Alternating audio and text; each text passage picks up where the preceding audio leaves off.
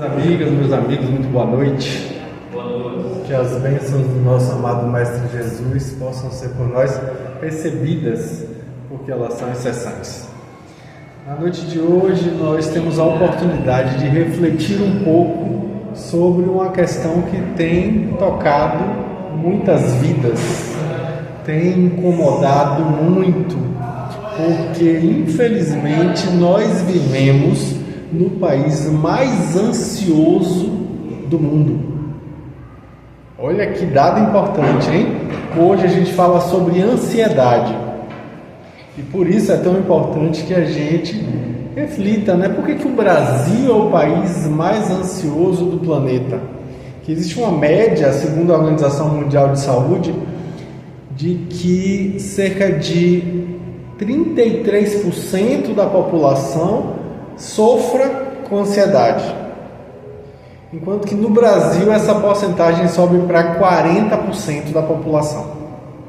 Ou seja, realmente existe no contexto histórico, sociológico, antropológico que nós vivemos alguma coisa que nos suscita uma maior ansiedade, por isso é importante a reflexão.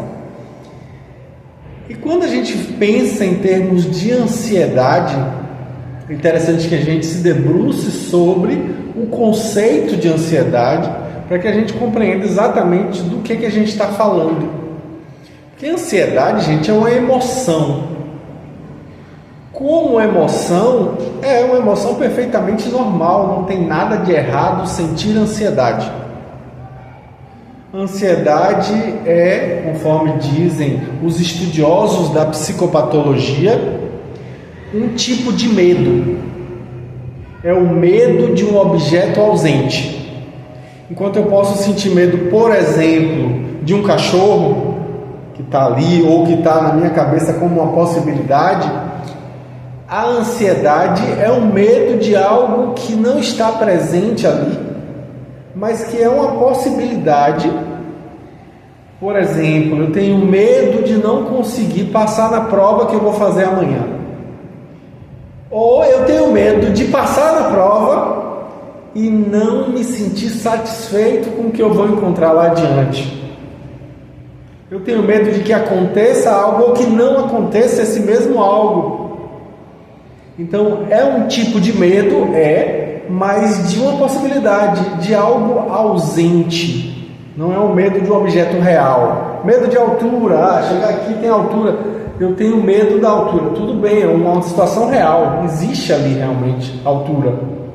Mas antecipar o medo de altura, imaginando-se frente à altura e tendo todos os sintomas desse medo, incluindo aí a taquicardia, a sudorese, a agitação, a gente chama de caruara nas pernas, aquele frio na barriga. Algumas pessoas chegam mesmo a perder o controle dos esfíncteres, urinam, defecam, isso pode acontecer. Se o medo for demasiado, as pessoas sentem realmente um impacto muito grande, e por isso elas vivem antecipadamente uma coisa, imaginando que vão passar por aquilo e acabam passando. Ou seja, é a ansiedade antecipatória. A pessoa já de antemão vivencia o medo, que é diferente da ansiedade de desempenho, que é aquele medo de será que eu vou conseguir? Será que eu vou conseguir chegar aqui frente a essa plateia e falar sobre ansiedade? Ou seja, ter algum grau de ansiedade como emoção pode ser positivo. Pode ser positivo, porque se eu não tiver ansiedade de chegar aqui e falar, eu não vou me preparar, eu não vou tentar compreender e estudar o assunto para chegar e dar o meu melhor. Ou seja, a ansiedade em si não é boa nem má, depende do uso que a gente faz dela, depende de como a gente lida com ela. Entendem? Se a gente se aprisiona na ansiedade, a gente tem um grande problema. Mas ter ansiedade ao longo do dia é perfeitamente normal. Será que eu vou chegar a tempo? Será que eu vou conseguir bater meu ponto? Será que eu vou... Esse tipo de ansiedade faz parte do existir. Não tem nada de errado. O problema é quando isso vira uma constante e quando isso nos paralisa. Nesses casos, a gente pode estar falando de uma ansiedade patológica, ou seja, doentia. A gente pode estar falando aí, nesse caso, dos transtornos ansiosos. Dentre eles, por exemplo, não vou aqui destrinchar todos, óbvio, eu acho que nem é necessário, mas para a gente ter uma ideia, dentre os mais famosos, a gente tem a ansiedade generalizada, o transtorno de ansiedade generalizada, que a gente usa a sigla, né? TAG, que é um transtorno específico com sintomas bem detalhados que paralisam a vida da pessoa. A pessoa tem dificuldade de ter um bom desempenho no seu existir. A sua vida trava por conta da ansiedade. Aí é patológico. E ela tem ansiedade por diversos motivos diferentes. Às vezes a pessoa tem uma fobia. Eu dei o exemplo aqui do medo de cachorro, medo de altura, medo de lugares fechados. Fobias também são transtornos ansiosos. Outro exemplo de transtorno ansioso que é famoso é o transtorno do estresse pós-traumático. Depois de uma situação de trauma, por exemplo, você foi assaltado, você fica sobressaltado, hipervigio, você fica tenso, você até sonha com aquilo. Daí é que vem a palavra trauma, que traum em alemão é sonho. Você sonha com aquilo vivendo de novo. É meio que, conforme dizem os psicanalistas, uma forma da sua mente digerir aquele afeto negativo.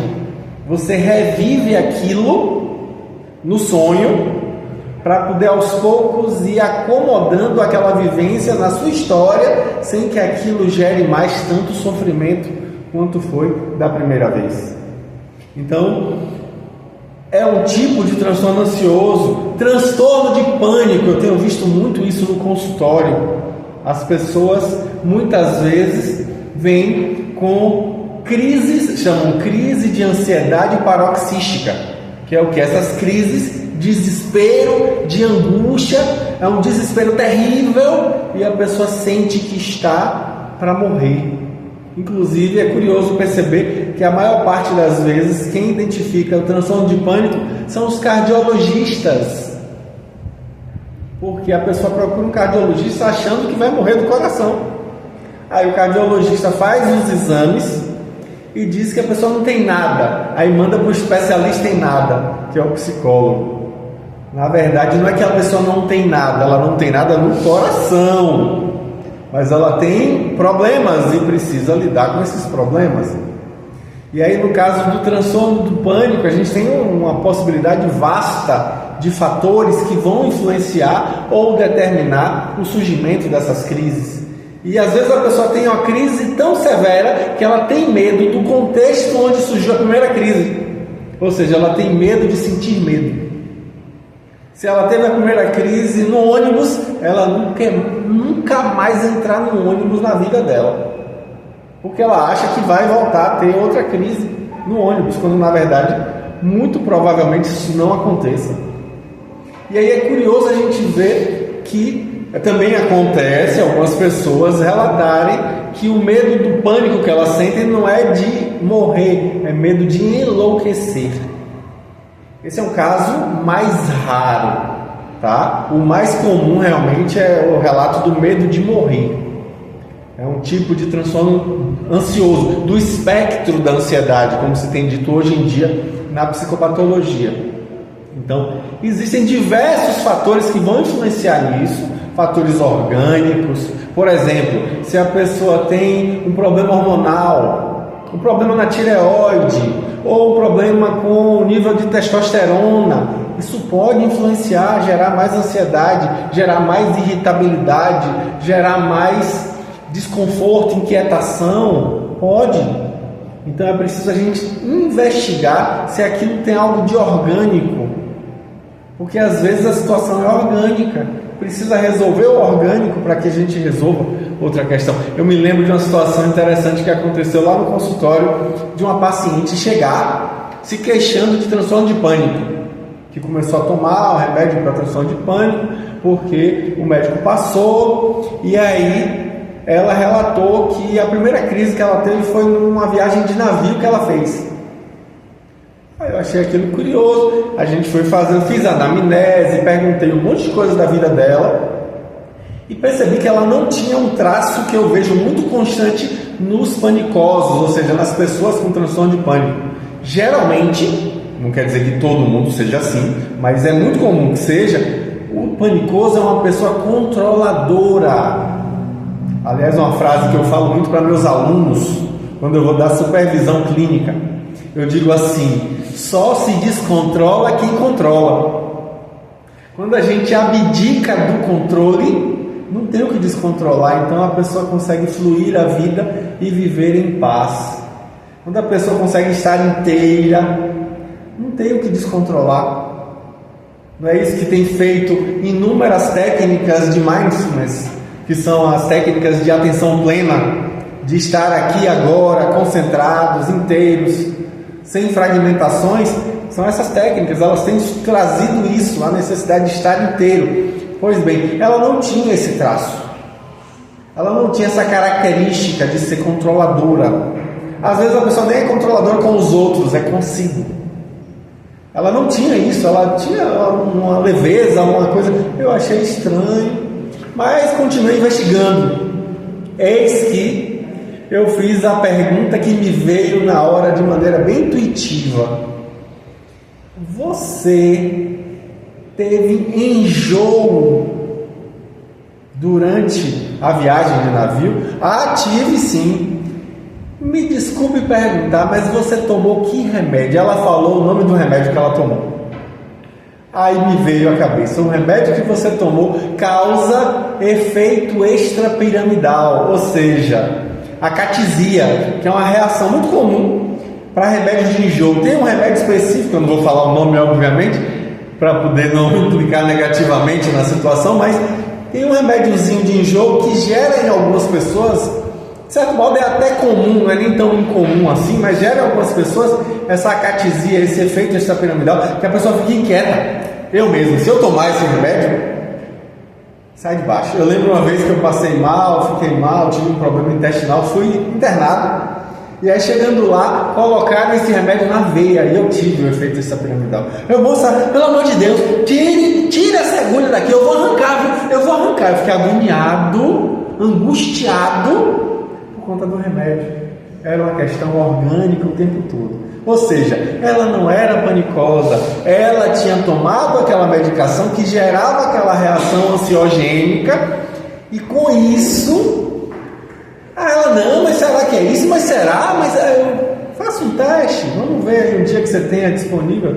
Faça um teste, bote uma bandinha só com remédio para ver como é que você reage. Aí ela nem voltou, ela ligou, queria desmarcar a próxima consulta porque você estava certo. Eu não tenho transtorno de pânico não, foi minha reação à medicação. Ou seja, o orgânico influencia muito, a gente precisa estar atento a isso. Mas além do orgânico, a gente também tem características psicológicas. Eu já trouxe uma aqui que é interessante para a gente pensar. A questão de ser muito controlador. Isso faz toda a diferença. Óbvio que não é com todas as pessoas. Falo novamente que eu já disse isso, não é com todas as pessoas, mas algumas pessoas, e a grande parte delas, tem essa característica da personalidade. Muito controle, quem se descontrola é justamente quem investe demais no controle. Outro dado que também é curioso e interessante para a gente refletir é que existe também um contexto que justifique, porque a gente vive num contexto sócio-histórico e é preciso levar em conta que às vezes a pessoa está numa situação que ela não consegue enxergar, por exemplo, uma perspectiva lá adiante. Ela acabou de perder um emprego, ou uma pessoa muito querida da família está muito doente, ou ela está passando por uma circunstância pessoal muito desafiadora, um luto tão severo que a reação dela não foi apenas de deprimir, ela também entrou num quadro ansioso. E aí com isso a gente vê que o contexto sócio-histórico influencia também no surgimento, até porque serve de gatilho para muitas dessas circunstâncias. Então, levando em conta esse espectro amplo, a gente percebe que existem muitos fatores que vão influenciar. Mas a gente está aqui falando do âmbito espiritual. E aí também tem o âmbito espiritual, obviamente. Temos questões palingenésicas. Opa, que é isso? Que nome estranho é esse que Danilo está falando? Palingenesia é como nós chamamos em doutrina espírita de reencarnação. Questões reencarnatórias influenciam. Às vezes a gente sente uma apreensão que a gente não sabe exatamente de onde vem. A gente sente uma inquietação que a gente não sabe exatamente por que sente aquilo. E aí, no exame mais detido, no olhar mais profundo, a gente vai perceber, por exemplo, aí é só um exemplo para que a gente entenda como o fator palingenésico vai influenciar a sensação de que eu não estou cumprindo aquilo que eu prometi antes de encarnar. A sensação de que eu não estou verdadeiramente alinhado ao que eu prometi fazer quando eu vim para aqui. Aliás, eu vejo isso às vezes as pessoas dizendo assim, não é nem que eu tenha medo de morrer, é que eu tenho medo de não ter vivido tudo que eu me dispus a viver antes de encarnar. É medo de voltar para o plano espiritual sem ter cumprido o que eu prometi, o que eu me engajei por fazer. Então, isso pode gerar algum nível de tensão em um aspecto subconsciente. Eu não me lembro, eu não sei exatamente, mas eu sinto como que uma tensão constante, uma apreensão, uma preocupação, que é uma das formas de manifestação da ansiedade. Isso pode influenciar. Além disso, obviamente que existem também os fatores interexistenciais, conforme fala a psicologia transpessoal, que é a abordagem da psicologia que se debruça sobre o fato espiritual, sobre os assuntos espirituais. Eles estudam a palingênese ou a palingenesia e estudam também a interexistencialidade. O que a gente chama dentro da doutrina espírita de interexistencialidade? Mediunidade e faculdades anímicas. Isso que é interexistencialidade. A possibilidade de contato espiritual com entidades espirituais. E por conta disso, nós somos influenciáveis a esse contato. Como a gente vê no Livro dos Espíritos, de Allan Kardec, que os espíritos nos influenciam mais do que podemos imaginar. E frequentemente são eles que nos dirigem, eles que comandam os nossos atos. Então, sim, eles podem nos induzir a esse estado mental de ansiedade, por vezes com a intenção de nos prejudicar, por vezes com a intenção de nos trazer danos. Então, olha que interessante para a gente perceber. Então, existe sim uma possibilidade de um fenômeno obsessivo, um obsessor e se utilizar do meu aparelho mediúnico, aí eu represento aí com os pontos, os centros de força, o coronário, o frontal e o laríngeo, eles podem me influenciar, eles podem fixar no meu centro de força esplênico, eles podem também mobilizar as energias do meu centro de força solar ou gástrico, eles podem mobilizar também o meu cardíaco, podem, e com isso eu vou ficar suscetível a esse tipo de influenciação, e aí eu posso ser presa deles, até porque é uma forma deles nos induzirem a travar. Não vai fazer nada disso não. Essa intenção de ir para casa espírita para poder se melhorar, para fazer caridade, não vou deixar. Aí a pessoa vem para o centro para tentar se melhorar, para tentar se instruir, para tentar robustecer moralmente, intelectualmente. E o que é que acontece? Sente um monte de mal-estar, sente um monte de inquietação, porque de propósito tem gente interessada em melar brincadeira, entre aspas, aí, para que a gente veja, né? Jogar a areia no caminhãozinho e aí sujar de lama a nossa intenção de fazer o bem, de buscar realmente nos melhorar.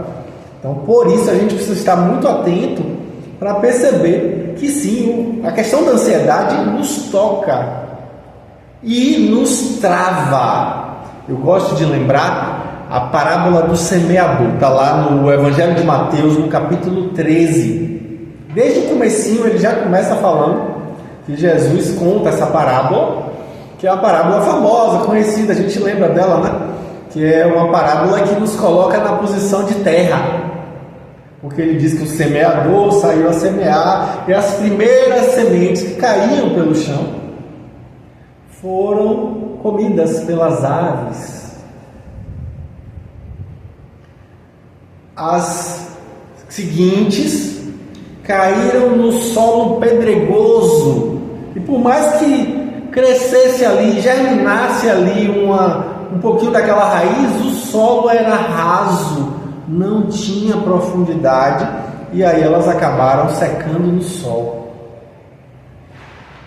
Aí a gente vai para o quarto tipo maravilhoso, que é a terra fértil, que cai a semente e ali frutifica, rendendo 30 por 1, 60 por 1, 90 por 1, a cada um, né, conforme o seu coração. A semente do Evangelho. O que a gente está fazendo aqui agora é o momento de semear.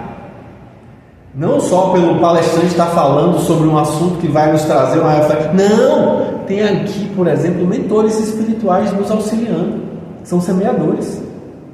Nos auxiliar, tentando plantar a semente do Evangelho em nossos corações, que é solo. Se for solo fértil, aí vai render, vai multiplicar, vai frutificar e vai lançar mais dessa semente para outras tantas pessoas que cruzarem os nossos caminhos. Mas aqui a gente vai se deter, quando analisa a questão da ansiedade, ao terceiro tipo de solo, que eu não falei ainda, vou falar agora. O primeiro, caiu, as aves do céu comeram. São aquelas sementes que foram arrebatadas pelos obsessores, por exemplo, que são desinteressados de que nasça, de que frutifique o Evangelho em nossas vidas. Então eles vão lá e roubam as nossas oportunidades. Exemplo dos obsessores aí, mas na verdade isso é tudo interno, tá? A questão é nossa, não é o obsessor externo que vai. São as nossas dificuldades pessoais. Mas vamos lá. O segundo tipo, como eu já disse, o solo pedregoso. A gente não teve o cuidado de cuidar daquela terra, de tirar as pedras, de revolver aquela terra para nitrogenar e fazer com que aquilo seja fértil. Então a terra está ali infértil, impermeável, e por isso não tem como a semente frutificar. No terceiro tipo, que é o foco do que a gente fala aqui agora, a gente vai ter o que? A terra está fértil. Tanto está fértil que já nasceu uma coisa ali, os espinhos. Nasceram sarças e espinhos nessa terra, e aí a semente cai ali. Só que a semente não vai ter vez, porque ela vai ter que competir com aquelas plantas que já estavam ali.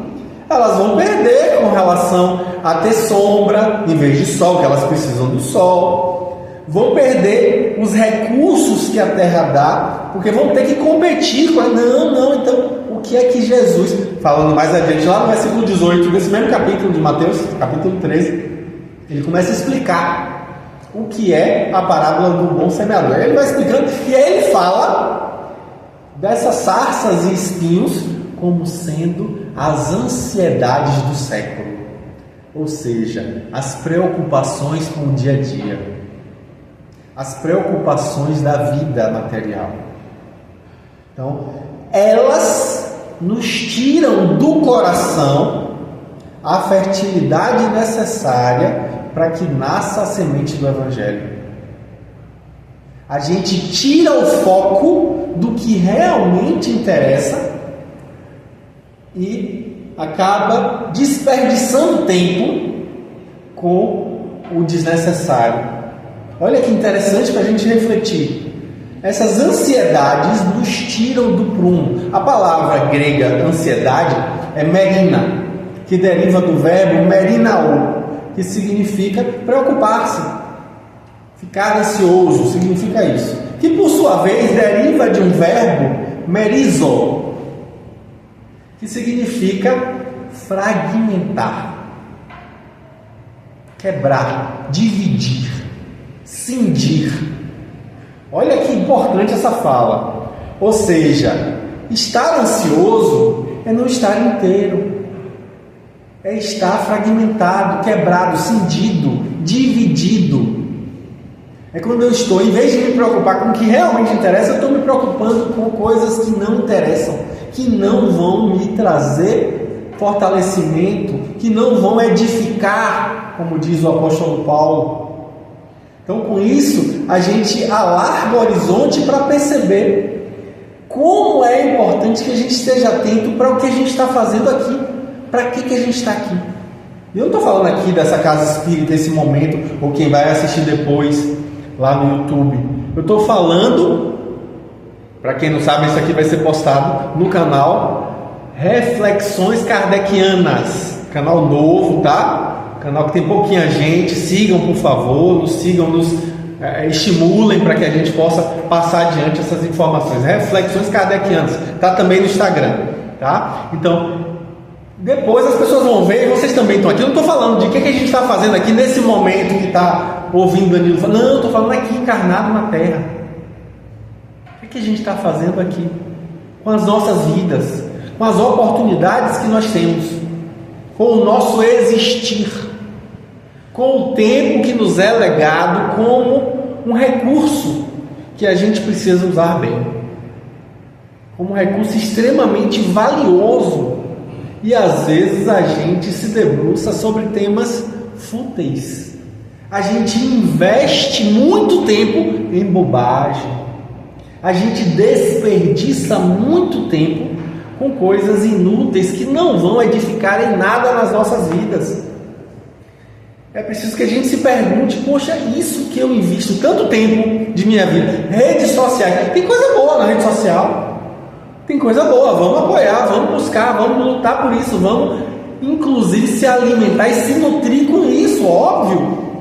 Mas quando a gente se debruça para saber da vida de fulano que separou de Beltrano e que isso gerou um problema, e pera lá, isso está realmente me ajudando em quê? Com a minha vida? Investir tempo para ver sobre isso está me trazendo o que de positivo? Volta e meia a gente precisa se perguntar como a gente tem usado o nosso tempo. Me perdoem o puxão de orelha, mas é necessário, essa chamada na chincha, para que a gente não viva o que a gente vai ver, por exemplo, na literatura mediúnica espírita, o que é trazido por Hermance de Foucault, por exemplo. Hermance de Foucault fala muito frequentemente que espíritas, depois que desencarnam, ficam se lamuriando e se queixando: meu Deus, eu que tive tanto acesso a tanta informação, usei tão mal meu tempo, poderia ter explorado melhor os meus potenciais, os meus recursos, em prol de uma causa melhor, mais nobre, uma coisa mais produtiva. E apesar de tanto conhecimento, de tanto saber, investir tempo à toa. A gente faz isso, a gente perde tempo com bobagem, gente. Às vezes a gente faz isso. Não estou dizendo que a gente não precisa de lazer, a gente precisa de lazer, mas é preciso cuidado para que a gente não passe muito tempo no lazer e se esqueça do que é realmente essencial. O lazer é necessário, é uma das leis morais, está lá, a lei do trabalho. Isso fica muito claro que o lazer é imprescindível, a gente precisa do lazer. Mas, porém, contudo, entretanto, todavia, a gente sabe que, infelizmente, a gente às vezes tem uma tendência a uma preguicite aguda para não usar bem o nosso tempo, e aí a gente desperdiça o tempo. Muitas vezes é um prazer, por exemplo, passivo. Que é o que? O prazer passivo? Sentar e ficar consumindo o que está vindo da TV. seja da TV aberta, da TV fechada, seja dos canais de streaming, seja do YouTube, seja dos Reels, seja do que for, a gente às vezes fica ali e acaba se perdendo. A gente para, olha para o tempo, meu Deus, eu devia ter feito tal outra coisa. É preciso que a gente comece a prestar atenção no bom uso do nosso tempo. Às vezes a gente fica preso a uma aflição vazia, como diz Emmanuel no capítulo que ele dedica ao tema ansiedade. O nome do capítulo é esse, Aflição Vazia.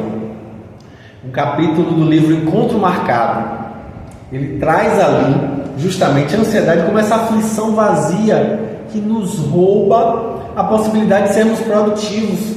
Olha aí, os espinheiros e as sarças que impedem, que roubam de nós o recurso, de nossos corações, o recurso para que nasça a semente do Evangelho.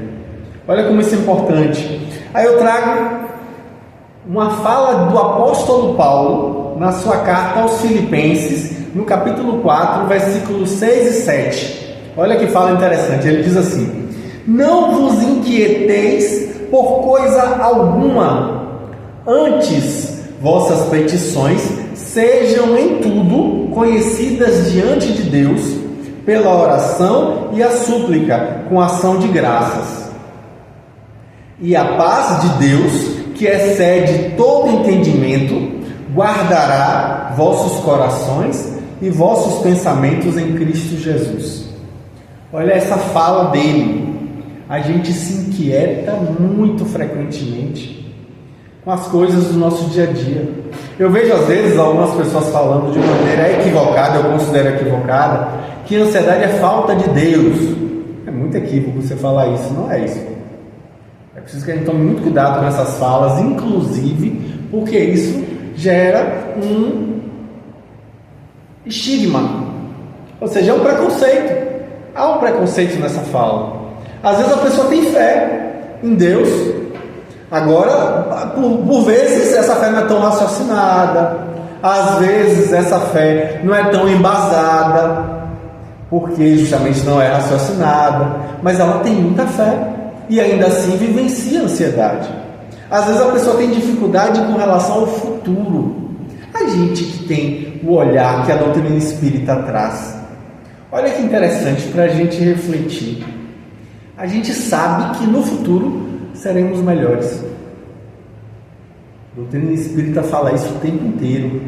Questão de número 115 de O Livro dos Espíritos. Nós fomos criados simples e ignorantes, mas estamos fadados à felicidade. Estamos caminhando para, como diz Joana de Ângeles no livro Dias Gloriosos, vivenciarmos a herança cósmica. Somos herdeiros da glória cósmica, diz Joana. Então, nós seremos felizes, quer queiramos ou não. Nós seremos felizes. A dificuldade é a gente que coloca resistência ao processo. A gente que coloca resistência. E Jung, que Joana de Ângeles chama de escafandrista da alma humana, porque ele mergulha fundo no âmago do ser, ele chega a dizer que aquilo a que você resiste, persiste. A gente resiste à felicidade, mas ela persiste. A gente resiste a vivenciar. Por quê? Porque quanto mais a gente resiste, mais o ego está ali, tentando se impor. É muito ego, a gente é muito orgulhoso, a gente ainda é muito orgulhoso, a gente ainda é muito egoísta, a gente se acha o máximo, a gente passa por uma situação e para se perguntar, espera lá, isso que eu estou vivendo agora, em que isso me melhora como pessoa? Em que isso que eu estou vivendo agora me transforma? Me torna uma pessoa menos orgulhosa, me torna uma pessoa menos egoísta? Em que isso que eu estou vivendo, que eu estou pensando agora, enquanto o Danilo está falando, esse desafio existente, eu estou passando por um desafio, em que isso me torna uma pessoa melhor? Em que isso me torna uma pessoa mais leve na convivência, mais solidária, mais caridosa? Em que isso me torna uma pessoa mais humilde? Porque às vezes a gente, meu Deus do céu, a gente é um sarapatel de coruja. Às vezes a gente capricha no problema, hein? A gente dá uma caprichada. E é preciso que a gente esteja atento para se perguntar: como isso me robustece moralmente? Em que isso me desafia a ser uma pessoa melhor? Como eu me torno uma pessoa mais plena, vivendo com isso? Porque se eu tenho conhecimento espírita, eu sei que nada acontece por acaso. Não é Jesus que fala que nenhuma folha cai de uma árvore sem o consentimento do Pai? Não é Jesus que fala: todos os fios de cabelo da sua cabeça estão contados? Ele fala isso. Então nada acontece por acaso. Então isso que está acontecendo com você, tenha certeza que é Deus trazendo um aprendizado. Quando você enxerga a vida dessa forma, as coisas ficam muito mais leves. Você começa a aceitar. Aí eu falo, frase de núcleo pobre da novela das 9: aceita que dói menos.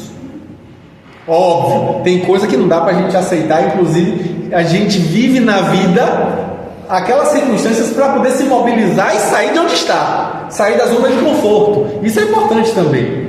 Mas quantas coisas a gente precisa aprender a aceitar como realidade? Às vezes a gente não quer aceitar o fato de que o outro age como age. A gente quer mudar o outro. E o curioso é o narcisismo, né? Porque a gente quer mudar o outro para que ele se pareça com a gente. Olha o narcisismo aí. Eu não quero conviver com o outro, eu quero conviver comigo no outro. Eu não quero que ele seja ele, eu quero que ele seja eu. Porque eu quero conviver comigo. Eu quero é que a pessoa se torne o que eu acho que eu sou ou o que eu gostaria de ser, mas nem consigo ainda.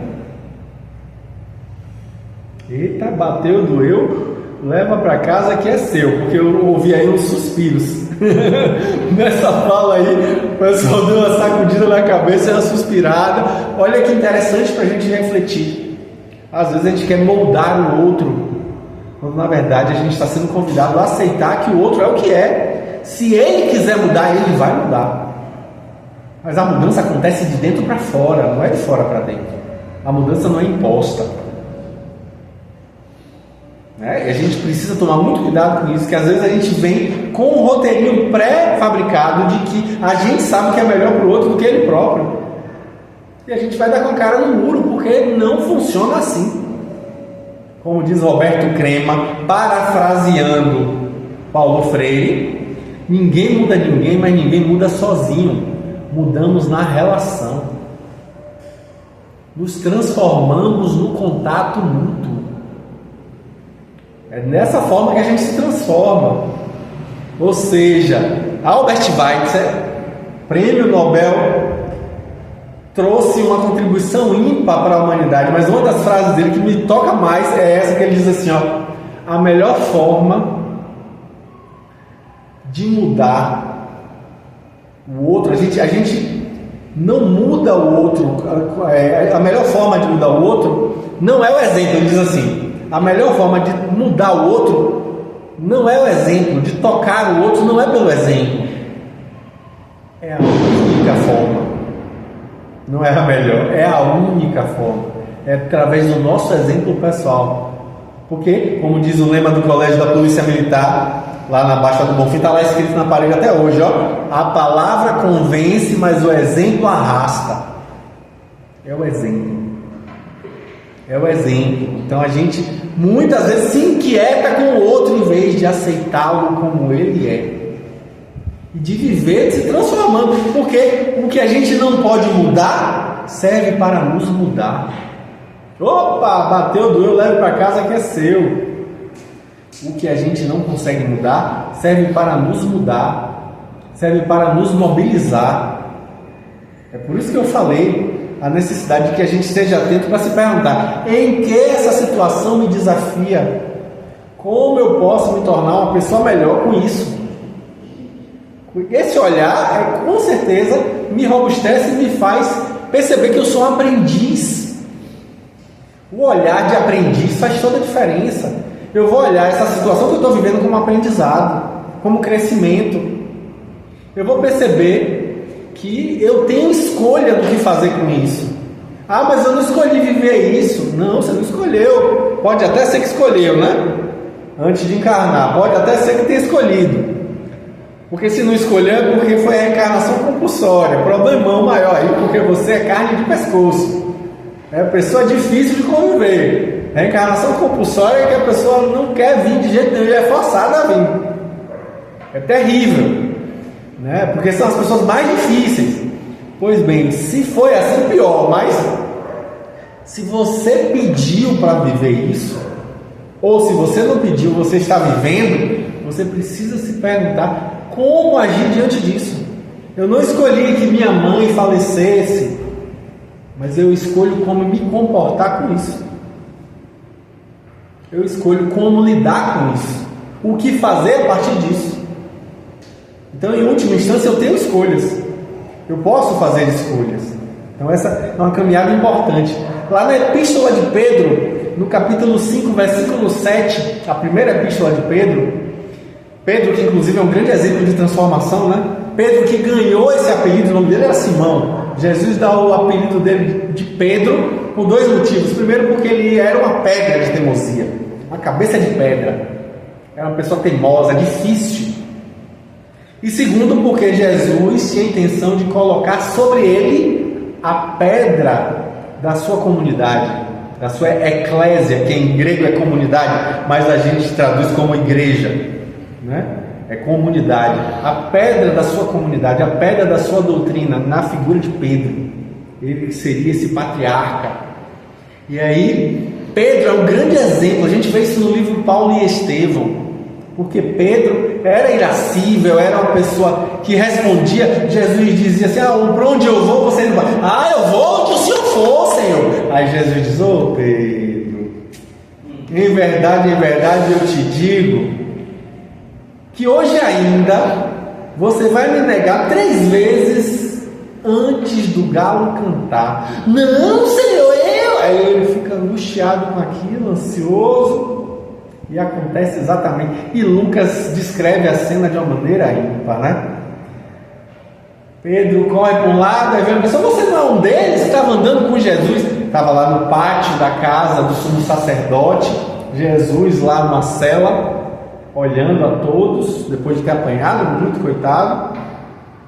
E aí vem Pedro e diz: não, você está enganado, eu não conheço aquele homem não. Aí vai para o outro lado: você não é. Aí vem a mulher e pergunta: você não é um daqueles? Não, a senhora está confundindo, eu sou outra pessoa. Aí vai para outro canto. Quando ele diz: não sou eu, canto galo, Pedro toma um susto. Aí o texto evangélico diz assim, Pedro caiu em si. É a queda mais cruel de se viver, né? É cair em si, ao mesmo tempo a melhor queda que existe, porque é cair para dentro, como a gente chama aqui na Bahia, né? Cair para dentro, é cair para cima, né? Porque a gente vai ali realmente ter a oportunidade de despertar. Aí Pedro caiu em si e levantou os olhos. Quando ele olhou, Jesus estava olhando para ele. Toda arrepiada de falar isso. Jesus olhando para ele naquele momento, ele verte um pranto copioso, duro, porque ele tinha acabado de negar Jesus, que ele tanto amava, que ele o tempo inteiro dizia: de todos os apóstolos, ele era o que mais amava Jesus. E ele negou Jesus 3 vezes. Não à toa que Jesus, quando ressuscita, que aparece aos apóstolos num ambiente fechado, vem a Pedro em primeiro lugar e diz: Pedro, tu me amas? Amo, Senhor. Apacenta minhas ovelhas. Pedro, tu me amas?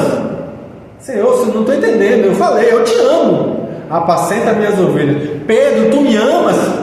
Senhor. Aí ele cai de joelho chorando: o Senhor sabe que de todos aqui quem mais te ama sou eu, Senhor. Apacenta minhas ovelhas. Ou seja, Pedro havia negado 3 vezes. Jesus deu a oportunidade dele de reafirmar o seu amor novamente 3 vezes, simbolicamente, para poder ele, a partir dali, se tornar um grande exemplo a ser seguido, um dos maiores, E a gente vai ver no livro Paulo Estevam a transformação moral que se dá em Pedro. Naquela discussão entre os judaizantes e os gentios. Tinha ou que não tinha de circuncidar Tito? Tinha que circuncidar ou não? Como é que faz aí? Você vê que Pedro poderia ter sido ríspido, bruto, mas ele foi o que conseguiu amainar a discussão que se formou ali naquela assembleia. Ele que com amorosidade cedeu, aprendeu com o Mestre Jesus a ceder, a ser humilde. Olha como é importante que a gente se pergunte em que essa situação me torna mais humilde, porque a gente volta e meia vai ser convidado a isso. Então ele diz: lançando sobre ele toda a vossa ansiedade, porque ele tem cuidado de vós. Olha, é a certeza do futuro de felicidade que nos aguarda, a certeza de que nada está fora do lugar. Isso ajuda, isso dá uma sensação de estar sendo cuidado, uma sensação de estar em paz. Isso facilita o processo, que a gente passa por diversas circunstâncias difíceis, e ter a certeza de que está sendo cuidado e lançar sobre o Cristo as nossas ansiedades nos torna mais disponíveis para o aprendizado, para o crescimento. Lá em Mateus, no Sermão da Montanha, que é relatado em Mateus nos capítulos 5, 6 e 7, pois no capítulo 6, Mateus, lá nos versículos de 25 a 34, fala sobre a questão da ansiedade, quando Jesus vai falar para que a gente não se inquiete pela posse do ouro, que Jesus vai trazer que a gente precisa olhar para os pássaros do céu, que não semeiam nem colhem, no entanto Deus não deixa eles sem alimento, que a gente olhe para os lírios do campo, que não tecem nem fiam, e no entanto se vestem de maior beleza do que jamais Salomão, em toda a sua glória, poderia se vestir. E aí Jesus vai, aí eu trago o versículo 34, só o 34, quando Jesus diz assim: não vos inquieteis, pois, pelo dia de amanhã, porque o dia de amanhã cuidará de si mesmo. Como a gente precisa aprender a fazer isso, né? A gente fica tão inquieto de como vai ser o futuro, como vai ser, ai meu Deus, será que eu vou conseguir, será que eu não vou conseguir? E aí fica naquela inquietação, aflição vazia. A aflição vazia, como diz Emmanuel. Olha como é importante que a gente esteja muito atento. E aí Jesus martela a sua fala dizendo: basta a cada dia o seu mal. Ou seja, cada dia deve ser vivido como único. Volte para o aqui e agora, esteja inteiro neste momento, não fragmente a sua mente. Volta para este momento e usufrua. É a verdadeira acepção do carpe diem. Aproveite o dia. Não é para gozar, para usufruir do prazer, não é aproveitar o dia para aprontar irresponsavelmente, não. É aproveitar o dia para fazer o que deve ser feito. Como diz Joana na introdução do livro O Homem Integral, é encontrar-se com a vida, enfrentá-la e triunfar. Aí ela coroa dizendo assim: ó, eis o seu fanal. É isso, a gente conseguir verdadeiramente encarar a vida, aproveitando cada instante para fazer o bem que nos cabe fazer, porque a gente sabe, a gente tem consciência de que a gente é responsável pelo bem que faz, a gente é responsável pelo mal que faz, mas a gente também é responsável pelo mal advindo do bem que a gente não fez.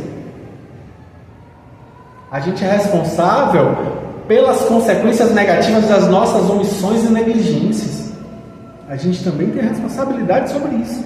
Então precisamos aproveitar o dia para usufruir desses recursos da melhor maneira, em prol da coletividade, em prol do nosso crescimento, para que a gente saia do nosso egoísmo, do nosso orgulho, em prol do outro. É o convite que a vida nos faz o tempo inteiro, o tempo todo.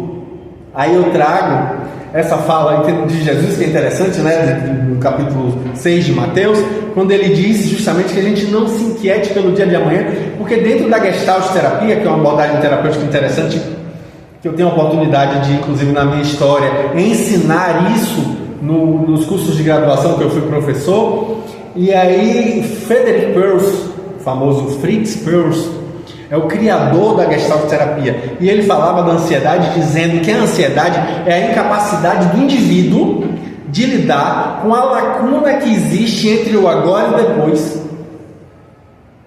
A gente não consegue usar bem os nossos recursos frente ao que vai vir a acontecer lá adiante. A gente não sabe lidar com isso, e daí a ansiedade, daí essa dificuldade. A gente fica inquieto, a gente precisa aprender a voltar para aqui agora e usufruir desse momento. Olha como é importante que a gente esteja atento a isso.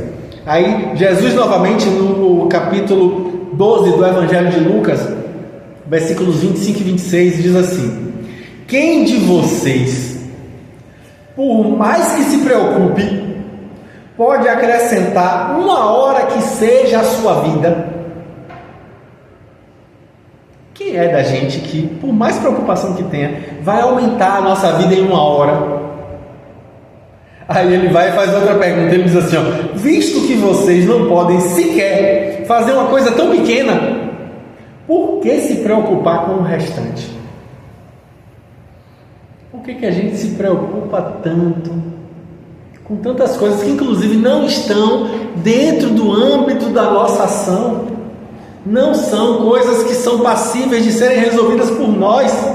Por que a gente se inquieta tanto com essas coisas ainda hoje? Apesar do conhecimento que muito frequentemente já temos. E aí, por que a gente ainda se inquieta tanto? Olha que importante reflexão. E aí, já caminhando para o final da minha fala, eu trago uma frase de Joana de Ângeles, uma das mais famosas dela, que eu vejo muita gente repetindo, e uma das que eu também mais gosto, porque traz exatamente uma reflexão sobre a questão da ansiedade. Ela diz assim: a tua ansiedade ou o teu receio não alterarão o curso das horas. Aguarda o que há de suceder sem que te imponhas sofrimento desde a véspera. Olha aí que fala importante. A nossa ansiedade não vai melhorar nada, não vai resolver nada. Ter ansiedade, alimentar a ansiedade, não auxilia em absolutamente nada. Absolutamente nada. Só vai trazer o quê? Angústia na véspera.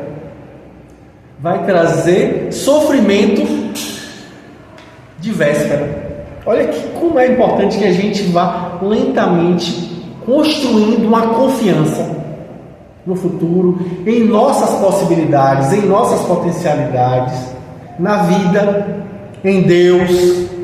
A gente precisa aprender a construir essa confiança. Isso vai nos auxiliar no processo. Óbvio que se vocês conseguem identificar que em vocês os sintomas ansiosos são mais severos, são mais paralisantes, óbvio que é o caso aí para se pensar na possibilidade de uma ajuda profissional. Claro, isso aí, como eu falei no começo, existem circunstâncias patológicas que justificam um tratamento, que vai ser ali potencializado pelo tratamento espiritual. Não é uma coisa para você abandonar, eu não vou mais fazer tratamento médico ou psicológico porque eu estou fazendo espírito. Não, são complementares. A gente faz ambos porque são importantes. E acima de tudo, a gente se evangeliza, a gente estuda. É um dos lemas mais fortes da doutrina espírita: amai-vos e instruí-vos. A gente precisa aprender a se amar, a gente também precisa aprender a se instruir. É o momento que a gente tem aí para crescermos, para robustecermos as nossas vidas a partir do alargar dos nossos pontos de vista, do alargar dos nossos horizontes mentais. Interpretar de outra forma as nossas vivências vai nos ajudar a não termos tanta ansiedade assim. Então, que as nossas mentes estejam abertas a essa influência benfazeja que os espíritos de luz nos trazem neste momento para nos tornarmos pessoas mais abertas para esse aprendizado, para esse crescimento e para percepções com relação a lógica desse sofrimento em nossa existência. Que assim seja.